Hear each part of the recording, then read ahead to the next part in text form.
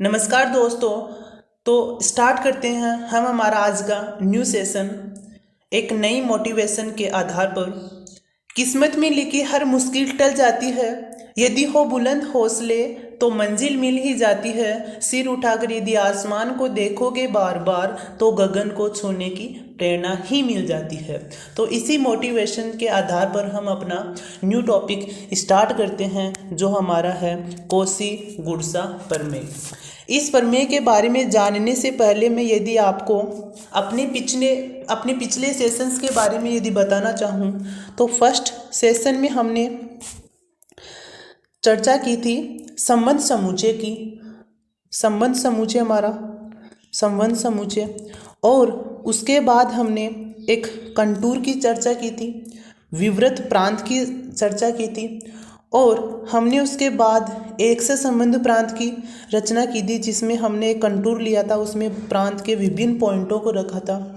और उसके बाद हमने बहुसंबंधी प्रदेश की रचना की थी, जिसमें हमारे पास एक से संबंध प्रांत और उसमें अधिक संवर्त, यानी कि मेरा कहने का मतलब ये है कि एक बहुसंबंधी प्रांत में एक से प्रांत उसमें उपस्थित होते थे। और इसके बाद हमने चर्चा की थी काट क्षेत्र, अर्थात काट क्षेत्र के बारे में यदि मैं आपको बताना चाहूँ तो मेरे पास एक बहुसंबंधी प्रांत, एक से प्रांत, और इसको यहाँ से हटाकर इस प्रकार कर देने पर हमारा जो बहुसंबंधी प्रांत है वो एक से प्रांत में बदल जाता है। तो इन रेखाओं को हम जो हमारा काट क्षेत्र होता है उनमें शामिल करते हैं।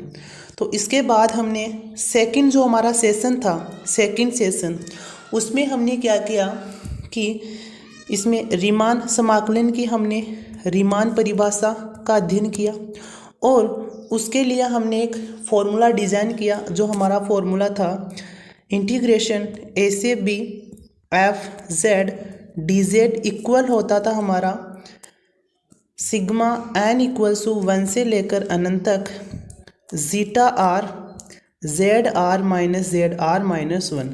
तो इस प्रकार का हमने एक फॉर्मूला डिज़ाइन किया और इस फॉर्मूले के आधार पर हमने कुछ इंटीग्रेशन किए, जो हमारे पास जो हमने कौन कौन से इंटीग्रेशन किए उनके बारे में आपको बताना चाहता हूँ, क्योंकि वो इंटीग्रेशन हमारे पास जो हमारी टोटल थ्योरम्स होंगी उसमें काम लेना पड़ेगा उन इंटीग्रेशन की वैल्यू को। हमने फर्स्ट इंटीग्रेशन पढ़ा था, इंटीग्रेशन लिमिट थी इसमें a टू b, सही, और यहाँ था dz, और इसका यदि मैं समाकलन करता हूँ, यदि मैं इंटीग्रेशन करता हूँ तो मेरे पास डायरेक्टली z प्राप्त हो जाता है। और यदि मैं इस पर लिमिट पुट करता हूँ a से b तो हमारे पास जो आंसर निकल के आता है वो b माइनस a प्राप्त होता है। और हमने हमारे जो पिछले सेशन थे उसमें बताया था संवर्त जो कंटूर होंगे वो क्या होंगे। तो मैं आपको बताना चाहूँ कि मेरे पास एक संबंध प्रांत है और यदि मैंने आपको बताया कि इसका जो इनिशियल पॉइंट और जो एंड वाला पॉइंट एक ही बिंदु पर होते हैं तो वो हमारा एक प्रकार से क्या होता है, संवर्त कंटूर होता है। संवर्त कंटूर का मेरा कहने का मतलब ये है कि इसमें जब इनिशियल पॉइंट ए है तो एंडिंग पॉइंट भी हमारा ए होगा, अर्थात ए इक्वल टू बी के बराबर होगा। और यदि मैं इस समाकलन में a इक्वल टू बी रखता हूँ तो मेरे पास इसका जो इंटीग्रेशन की वैल्यू आती है, जो हमारे पास आंसर आता है, तो वो हमारा पास क्या आता है, 0 आता है। ओके, इसके बाद हमने सेकंड जो इंटीग्रेशन किया था वो हमारा था integration a to b z dz। इसका जब हम डायरेक्टली इंटीग्रेशन करते हैं तो मेरे पास प्राप्त होता है z स्क्वायर अपॉन में 2, और जब मैं इसकी लिमिट पुट करता हूँ तो मेरे पास क्या बनता है, b square minus a square upon में 2। और यदि संवर्त कंटूर है तो इसकी वैल्यू 0 आ जाती है। कैसे, हमने अभी बताया कि a इक्वल टू बी के बराबर होगा जब हमारे पास कंटूर किस प्रकार का हो, संवर्त हो। तो इसी के आधार पर हमारा जो तीसरा इंटीग्रल था वो क्या था, इंटीग्रेशन था ए टू बी, यहाँ था मॉड जेड डी जेड, जिसकी वैल्यू हमने प्राप्त की थी जेड नॉट से जेड एल के मध्य लंबाई। और जेड नॉट और जेड एल ये क्या है, यदि मैं आपको रिमाइंड दिलाना चाहूँ तो हमने एक रीमान थ्योरम्स ली थी, रीमान हमने परिभाषा के अनुसार जो इंटीग्रेशन ज्ञात किया था उसमें मैंने इनिशियल पॉइंट लिया था जेड नॉट, और एंडिंग जो हमारे पास लास्ट पॉइंट था वो मैंने लिया था जेड आर। ओके, और इसमें बहुत से मैंने बिंदु लिए थे Z1 Z2 यहाँ था ZN, यहाँ मैंने बिंदु लिया था ZR ZR-1, और इसके मध्य मैंने जीटा माना था, अर्थात इसके मध्य जीटा की वैल्यू क्या थी, जीटा 1 जीटा 2 जीटा 3, इनके सभी के मध्य मैंने जीटा की एक जो आर्बिट्रेरी कांस्टेंट था वो लिया था, और इसके आधार पर हमने एक फॉर्मूला डिज़ाइन किया जो मैंने अभी अभी आपको बताया है। तो इस सारी जानकारी के अकॉर्डिंग हम अपनी थ्योरम से स्टार्ट करते हैं। कॉची-कूर्सा प्रमेय, मैंने आपको क्या बताया, एक से संबंध प्रांत अभी अभी बताया। अब विश्लेषित फंक्शन के बारे में हमने यूनिट फर्स्ट के बारे में सेशन नंबर 3 में चर्चा की थी कि विश्लेषित फलन क्या होता है। विश्लेषित फलन होने के लिए हमारे पास दो कंडीशन होती है। फर्स्ट कंडीशन थी हमारे पास, यदि कोई फलन विश्लेषित होगा तो वह अवकलनीय होना चाहिए। सेकंड कंडीशन हमारे पास क्या थी, यदि कोई फलन विश्लेषित होगा तब होगा जब उसमें कॉची-रीमान इक्वेशन संवर्त हो, अर्थात कॉची-रीमान जो इक्वेशन है वो इसको सेटिस्फाई करता हो। तो दो कंडीशन हमारे पास विश्लेषित फलन की थी जो हम इस थ्योरम्स में यूज़ करेंगे। ये हमने बहुत से इंटीग्रल किए और इस थ्योरम्स के अनुसार इसकी वैल्यू हमें ज्ञात करनी है थ्योरम्स की विधि को यूज़ करके। तो इस थ्योरम में क्या है कि इस थ्योरम्स की एक आधार थ्योरम है, कौन सी, लीमा थ्योरम, लीमा प्रमेय। यदि मैं लीमा प्रमेय को प्रूफ कर देता हूँ तो मेरे पास कॉची-कूर्सा प्रमेय प्रूफ हो जाएगी, और यदि हमारे पास लीमा प्रमेय ही प्रूफ नहीं होती है तो कॉची-कूर्सा जो प्रमेय है उसका प्रूफ होना सवाल ही नहीं उठता। तो अब मैं सबसे पहले जो हमारी लीमा प्रमेय है वो क्या है, और उसके बाद हम रीड करेंगे कि लीमा प्रमेय को हम किस प्रकार प्रूफ करते हैं। तो सबसे पहले मैं आपको जो लीमा प्रमेय है उसके स्टेटमेंट के बारे में बताना चाहूँगा। तो उसका स्टेटमेंट क्या है कि प्रमेय का, इसमें क्या है, यदि मैं आपको मौखिक रूप से बताना चाहूँ तो इसमें एक आर्बिट्रेरी कांस्टेंट लिया एप्सिलॉन, जिसकी वैल्यू हम 0 से अधिक मानते हैं। ओके, और मैं एक जाली लेता हूँ एक प्रकार से C, और उसको विभिन्न जालियों में विभाजित करता हूँ, अर्थात मैं इस जाली को दो पार्ट में डिवाइड करता हूँ। एक तो पूर्ण वर्ग जाली जिसको मैं CN के द्वारा, और एक आंशिक वर्ग जाली जिसको हम DN के द्वारा विभाजित करेंगे, और इन जालियों के मध्य एक बिंदु होगा Z0। जब हम इस प्रमेय को प्रूफ करेंगे तब आपको पता चलेगा कि Z0 हमें किस प्रकार प्राप्त होता है। तो इन जालियों के मध्य बिंदु, कोई ज़रूरी नहीं है मध्य बिंदु, अर्थात इन जालियों के आंतरिक बिंदु होना चाहिए चाहे कहीं भी हो। तो इन जालियों का आंतरिक मध्य Z0 लेते हैं और इन सभी का यूज़ करके हम इसके एक स्टेटमेंट फॉर्मूले के रूप में निकालते हैं। वो हमारा क्या था कि ये हमारा स्टेटमेंट होगा। और लैंग्वेज फॉर्म में यदि देखना चाहूँ तो देखते हैं कि प्रत्येक एप्सिलॉन ग्रेटर देन 0 के लिए C को परिमित संख्या की जालियों को पूर्ण वर्ग जाली CN और आंशिक वर्ग जाली DN में विभाजित किया जा सकता है, जहां प्रत्येक जाली में Z0 कोई बिंदु होगा। और ये हमारा स्टेटमेंट हो गया। ये तो हमारे पास जो लीमा प्रमेय थी उसका स्टेटमेंट हुआ। अब इसको मैं प्रूफ करता हूँ। प्रूफ करने के लिए सबसे पहले मैं इसको विलोम सिद्ध करूँगा। यदि ये प्रमेय विलोम सिद्ध हो जाती है तो इसे आगे प्रूफ करने की आपको आवश्यकता नहीं है। और यदि यह प्रमेय विलोम होकर असत्य हो जाती है तब हम क्या करेंगे, इसको सत्य, हमारा फर्ज बनता है कि इसको हम सत्य करते हैं। क्यों? क्योंकि यदि यह प्रमेय सत्य होगी तो कौशी-गुरसा प्रमेय भी सत्य होगी। तो फर्स्ट देखते हैं, यदि मैं इस लीमा प्रमेय के प्रूफ वाले इस टोटल स्टेटमेंट को एक मौखिक रूप से यदि आपको बताना चाहूँ तो मैं एक यहाँ जाली लेता हूँ, ली मैंने जाली। इसको मैंने आपको बताया कि इसमें फर्स्ट कंडीशन है कि यदि इसमें लीमा प्रमेय असत्य होगी तब हम क्या करेंगे, इस जाली को इसकी विभिन्न उप जालियों में विभाजित करेंगे। और यदि इस जो जाली में इतनी ही जाली में यदि लीमा प्रमेय प्रूफ हो जाती है तो हम क्या करेंगे, इसको आगे सब जालियों में अर्थात उप जालियों में विभाजित नहीं करेंगे। तो इसका कहने का मतलब यह है कि यदि इस पूर्ण वर्ग में लीमा प्रमेय असत्य है तो इसको हम उप जालियों में विभाजित करेंगे, या तो ये इसमें सत्य होगी या इसमें होगी या इसमें होगी या इसमें होगी। यदि इन चारों में भी यदि असत्य है तो इन चारों को हम उप जालियों में भी विभाजित करेंगे। सही। अब हम देखेंगे कि इनमें से कौन से में लीमा प्रमेय सत्य होगी। यदि इनमें भी नहीं करते हैं तो हम और इनको विभाजित करेंगे, इन सभी को और उप जालियों में विभाजित करेंगे। तो इस प्रकार जब तक हमारी लीमा प्रमेय प्रूफ नहीं हो जाती तब तक हम इस जाली को उप जालियों में विभाजित करते जाएंगे और यह श्रेणी हमारे पास एक अनंत रूप ले लेगी और अंतिम में हमें एक बिंदु प्राप्त होगा। तो उस बिंदु को हम नाम देंगे Z0। अब पता चला कि आपको Z0 पॉइंट कहाँ से आया। तो हम लैंग्वेज के अकॉर्डिंग, हम थ्योरी के अकॉर्डिंग यदि इसको देखते हैं तो हम माना प्रमेय असत्य है, मैंने असत्य माना, तब प्रमेय का कम से कम एक जाली में असत्य होगी, तब उस जाली के मध्य बिंदु को मिलाकर उसे विभाजित करते हैं। तब प्रमेय का फिर भी किसी उप विभाजन में असत्य है, तब इस पुनः इस प्रकार के विभाजन करते हैं। और यदि प्रमेय का सभी जालियों में सत्य हैं तब परिमित विभाजन के बाद यह प्रक्रिया समाप्त हो जाती है, जो मैंने आपको मौखिक रूप से आपको बता दिया। तो नेक्स्ट चलते हैं इसमें कि इसका जो नेक्स्ट जो थ्योरी है वो क्या है।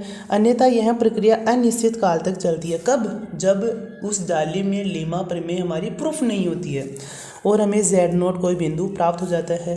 अब मैंने क्या माना था, लीमा प्रमेय को असत्य माना था और असत्य मानने पर हमारा जो फर्स्ट स्टेटमेंट में जो लीमा प्रमेय का जो फॉर्मल स्टेटमेंट था एक फॉर्मूले के रूप में, वो भी हमारा असत्य होगा, वो भी हमारा क्या होगा, असत्य होगा। तो अब Z0 C का आंतरिक बिंदु है जो हमें पता है, जहाँ प्रमेय का असत्य है, अतः Z0 पर FZ अवकलनीय नहीं है। इस प्रमेय को देखते हुए हम क्या निष्कर्ष निकालते हैं कि Z0 C का आंतरिक बिंदु है, तो यदि यह इस पर अवकलनीय नहीं है तो यह क्या क्या नहीं होगा, न तो विश्लेषित होगा, न इसमें कौशी इक्वेशन संतुष्ट होगी और न ही अवकलनीय होगा। तो इसके आधार पर ये तीनों चीज़ इसमें सेटिस्फाई नहीं करेगी। तो इन्हें करने के लिए हम वापस क्या मानेंगे कि हमें तो विरोधाभास प्राप्त हो रहा है कि यदि एक चीज़ को अनडिफाइन करने पर सारी चीज़ें अनडिफाइन हो रही है तो उससे एक मतलब क्या निकलता है। तो इसके आधार पर एक विरोधाभास उत्पन्न होता है कि FZ के अंदर वर्ग विश्लेषित है, अतः प्रमेय का असत्य मानना गलत है, अतः प्रमेय का क्या होगी, सत्य होगी। तो यदि प्रमेय का सत्य होगी तो डायरेक्ट हम इस स्टेटमेंट को लिखेंगे और इस वाले जो फर्स्ट स्टेटमेंट था अवकलनीयता के रूप में, इसको मैंने क्या माना, जीटा माना मैंने इसको, जीटा। तो जीटा मानने पर ये टोटल स्टेटमेंट एप्सिलॉन से लेस देन है, सही, कम है, तो जीटा भी क्या होगा, एप्सिलॉन से कम होगा। तो हम इसको इस प्रकार लिख सकते हैं कि हमने इसको बराबर माना जीटा के बराबर और इसको मैंने जीटा के बराबर, और जब जीटा यदि जीटा हमारे पास 0 के अग्रसर होता है तो 0 से अग्रसर होगा तो जीटा की वैल्यू यदि 0.0 पर कितनी होगी, 0, और इसको ज़ीरो मानने पर z इक्वल टू किसकी ओर अग्रसर होगा, z0 की ओर। कि पॉइंट यदि मैं मानूँ जीटा को ज़ीरो पर, जो जीटा की वैल्यू ज़ीरो हो जाएगी और ज़ीरो बनाने के कारण ये इसके बराबर है तो इसकी वैल्यू भी ज़ीरो होनी चाहिए, और इसकी वैल्यू ज़ीरो के निकट होने के लिए हमें z को z0 की ओर अग्रसर करना होता है। अब हम क्या करेंगे, इसका एलसीएम लेके पक्षांतरण करके आप z की वैल्यू ज्ञात करते हैं, जो हमारे पास ये प्राप्त हो जाती है। इसको हम नाम देते हैं हमारी इक्वेशन नंबर। अब हमें इक्वेशन फर्स्ट को प्राप्त होने के बाद हम क्या करेंगे, हमारे पास एक जाली थी, उसको हम पूर्ण वर्ग जाली में Cn में इसको डिवाइड करेंगे और एक आंशिक वर्ग जाली के रूप में हम लेंगे Dn। ओके, तो उसके बाद हम देखते हैं कि वर्गों की सीधी भुजाओं के अनुदिश समाकलन दो प्रकार से अर्थात विपरीत होगा, तो उसका मान क्या होगा, ज़ीरो होगा।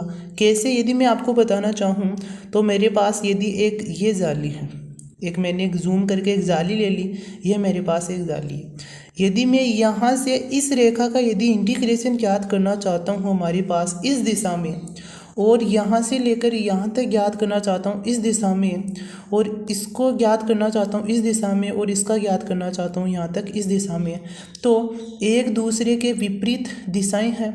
तो एक दूसरे के यदि विपरीत यदि इंटीग्रेशन समाकलन अर्थात इंटीग्रेशन होते हैं तो टोटल इसकी वैल्यू क्या हो जाएगी, ज़ीरो। लेकिन इसमें जो हमारे पास जो आंशिक और जो पूर्ण वर्ग Cn है, पूर्ण वर्ग जो जालिया है, उसका मान ज़ीरो नहीं होगा। अर्थात इसमें यदि मैं आपको बताना चाहूँ तो fz dz के मान में केवल आंशिक वर्ग के वक्रित भाग बचेंगे। सही, तो मैं इसको आंशिक वर्ग को किस प्रकार यहाँ राइट कर सकता हूँ कि इंटीग्रेशन सी fz dz किसके बराबर होगा कि सिग्मा एन से एन इक्वल टू वन से लेकर आर इक्वल टू वन से लेकर एन तक, और C R F Z D Z plus N equal to one से लेकर आर इक्वल टू वन से लेकर एन तक integration D R F Z D Z. अर्थात हमारे पास जो आर के जो आंशिक वर्ग है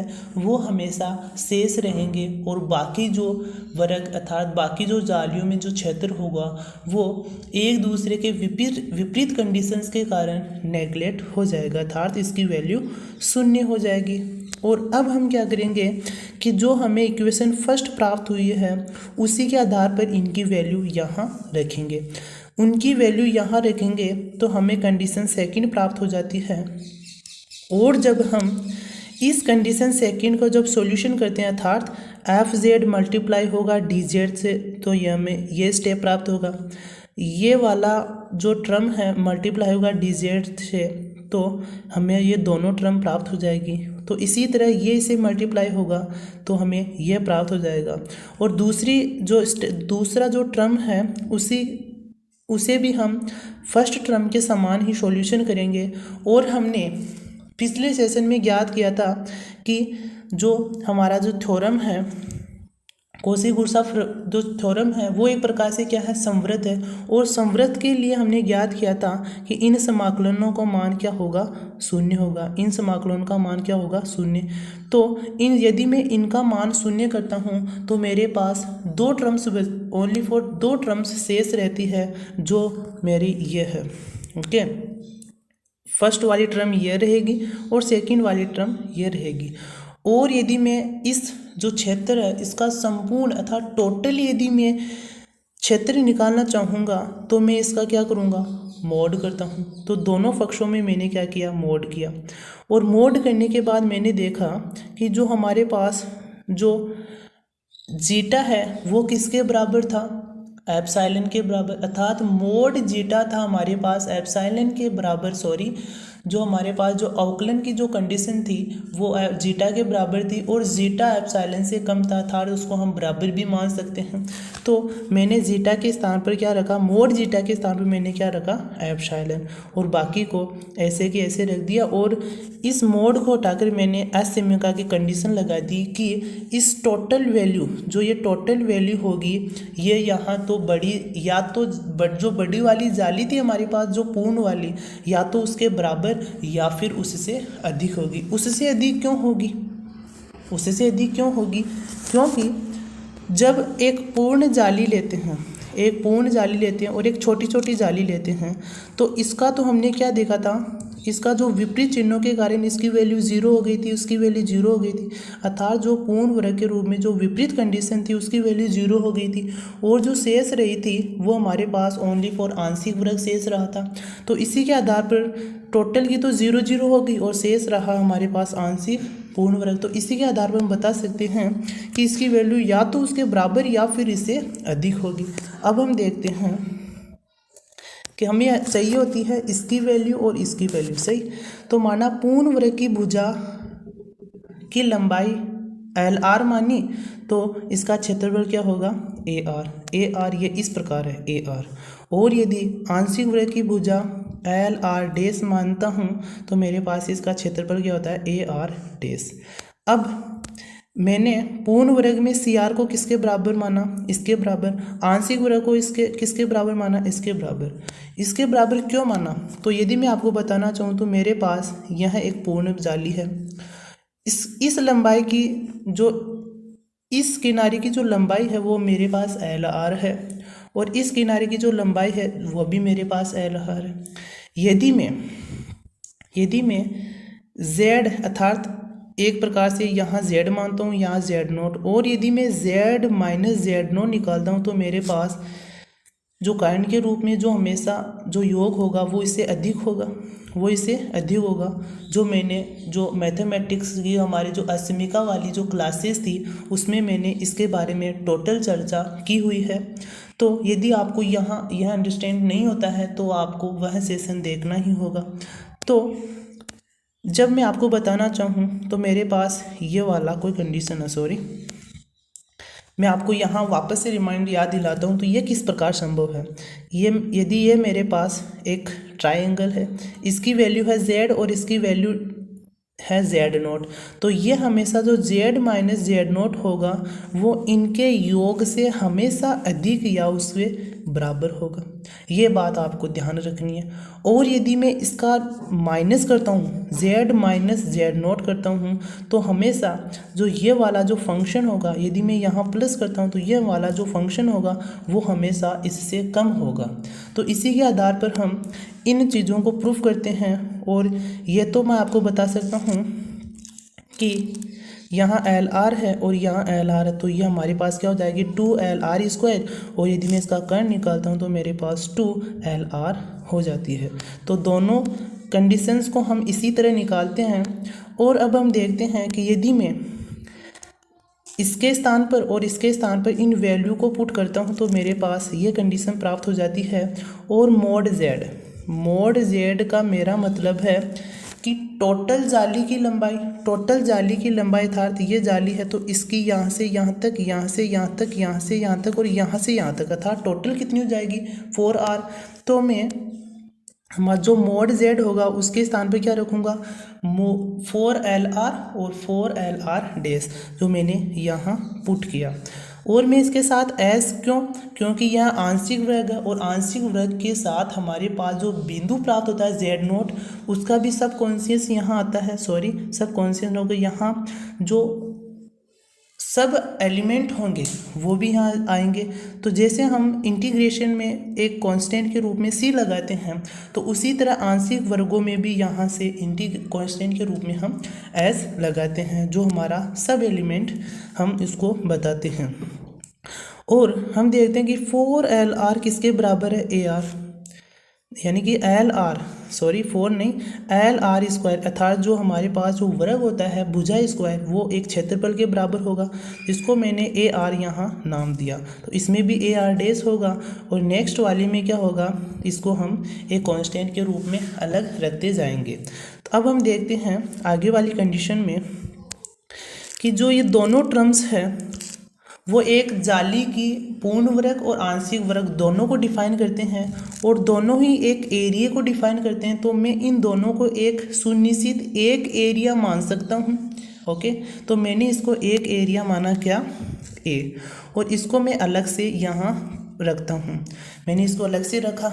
अब हमने क्या देखा कि जो हमारे पास जो शेष वाला जो कांस्टेंट है वो या तो n r इक्वल टू 1 से n तक और एल आर यह हमेशा एप्सिलॉन से कम रहेगा, जो मैंने आपको यहाँ बता रखा है। एप्सिलॉन अर्थात सी जो पूर्ण जाली है उससे हमेशा कम रहेगा, क्योंकि कांस्टेंट अर्थात जेड नॉट पॉइंट, और जेड नॉट पॉइंट का कांस्टेंट हमेशा सी से क्या रहेगा, कम। और यदि पूरी प्रोसेस करते हैं तो हम यहाँ तक चले आते हैं और अंत में क्या करते हैं, हमारा जो एप्सिलॉन है उसको हम जीरो की ओर अग्रसर करवाते हैं। क्यों? क्योंकि हमने शुरू में ही जो हमारा स्वैच्छिक जो एलिमेंट था जीटा आर उसको हमने क्या करवाया था, जीरो के ओर अग्रसर करवाया था। तो इस कंडीशन में हमारे पास जो जेड था वो भी जेड नोट की ओर कंडीशन करवाएगा, जेड नोट की ओर अग्रसर होगा। यदि दोनों अग्रसर होते हैं तो एप्सिलॉन भी हमारा निश्चित तौर से जीरो की ओर अग्रसर होगा। और यदि एप्सिलॉन जीरो की ओर अग्रसर होता है तो टोटली एप्सिलॉन की वैल्यू हम जीरो मान सकते हैं। जब इसकी वैल्यू जीरो मानता हूँ तो मेरे पास टोटल क्या प्राप्त होता है, जीरो। तो हमें जो इस वाली कंडीशन है वो हमें क्या प्राप्त हो गई, जीरो प्राप्त हो गई। तो जो हमें integration C F Z D Z है वो हमारे पास किसके बराबर होगा, जीरो के बराबर होगा। तो अब हम देखते हैं कि जो एफ जेड है वो जीरो से बराबर या उससे कम होगा, और हम एफ जेड का जो बराबर में जीरो तब इसका औसत निकाले तो जीरो पर कोई इफेक्ट नहीं पड़ेगा, अर्थात जो हमारे पास इंटीग्रेशन होगा वो एक संवर्त फॉर्म में जीरो के बराबर होगा। तो यहाँ तक हमारी जो कॉची-गुरसा प्रमेय है वो एक प्रकार से प्रूफ हो जाती है। तो कॉची-गुरसा प्रमेय के आधार पर हमने क्या क्या सीखा, हमने एक जाली की फॉर्म सीखी जिसको हमने जो दो जालियों में विभाजित किया, पूर्ण और आंशिक, और उसका एरिया निकाला, उसकी लेंथ निकाला। दोनों के अनुसार हमने कॉची-गुरसा प्रमेय को प्रूफ किया, और हमने इसमें विश्लेषित के बारे में वापस से जानकारी प्राप्त हुई, एक से संबंध प्राप्त क्या होते हैं उसके बारे में, अर्थात टोटली जो हमारी पीछे की क्लासें हैं उन सभी के बारे में इस थ्योरम्स में बात की गई है। So this theorems is very important for हमारा एग्ज़ाम के तौर पर। तो आज हमारी एक थ्योरम हुई, लेकिन हम एक थ्योरम्स को यदि कम्प्लीटली एक समझने वाले तरीके से करते हैं तो वो एक थ्योरम से भी हमारी एक बड़ी थ्योरम से बन जाती है। तो आपको यदि ये थ्योरम्स समझ में आई है तो वीडियो को लाइक एंड शेयर ज़रूर करना। Okay, thank you, take care.